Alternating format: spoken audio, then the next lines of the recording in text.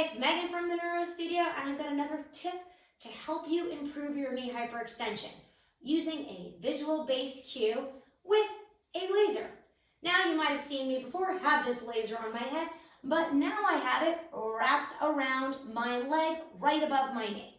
Now, keep in mind, you can have it on your thigh or your lower leg. So I'm going to kind of explain how to do both, so you've got some options because everybody's different.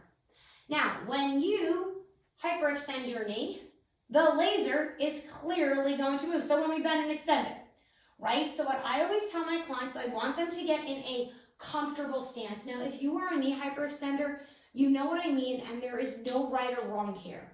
But here's my ideas. If we want to retrain something, maybe you pick a spot that's a little uncomfortable and a little hard to hold for a long period of time, because that's going to indicate that that is a new movement pattern. If it feels too hard to stay there or you're totally off balance, well, adjust a little bit. You don't want to fix a movement pattern in one exercise. So don't go from like fully hyperextended to a really soft knee. That's not the goal. So let's kind of pick a spot.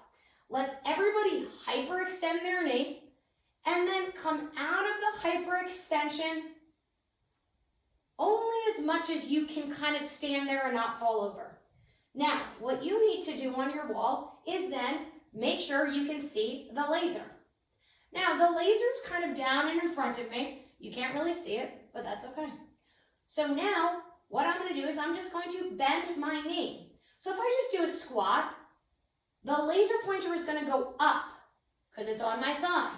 But then I want to bring it back down to the original spot and don't go below the original spot. If I do, that means I hyperextended. Again, I'm going to bring the laser pointer up and then back down. Again, up and back down. Up and back down.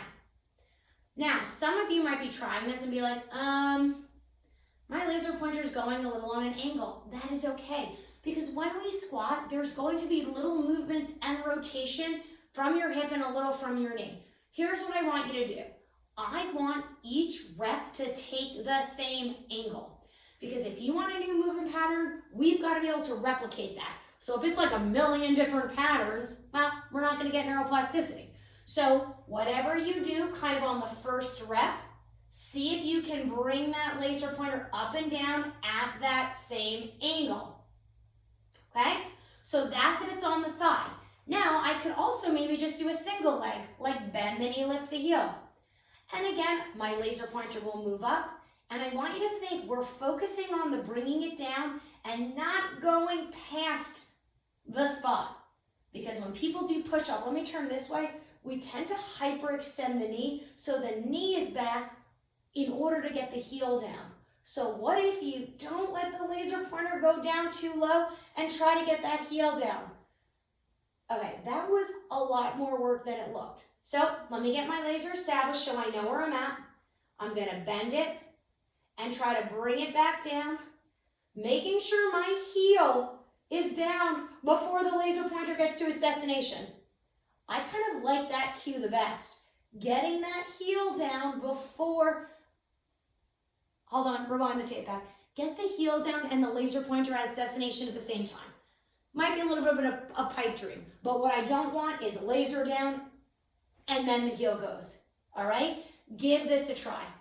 Now, because you asked, I'm just guessing somebody's going to ask, can you put it on your lower leg? Well, I mean, we can really put this anywhere.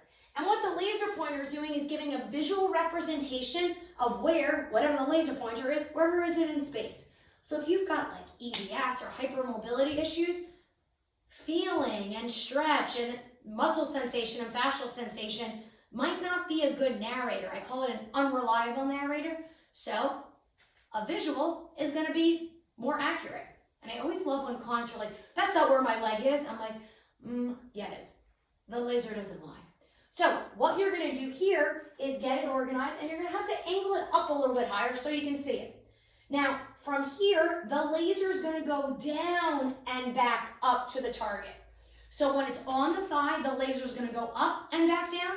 And when it's on the lower leg, it's going to go down and back up.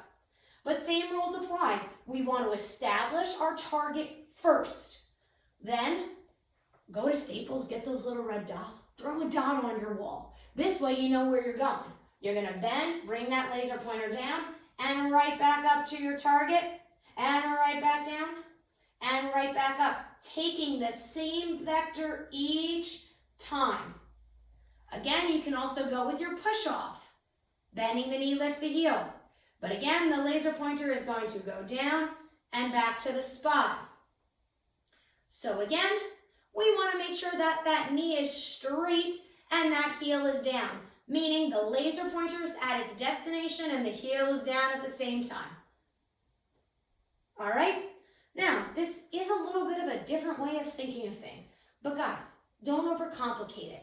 When we're doing exercises, we often rely on proprioception, or where we think our body is in space, based off sensation at the skin, whether it's a stretch, pressure, tug, wrinkle. Also at our joints, our tendons, our muscles, and our fascia.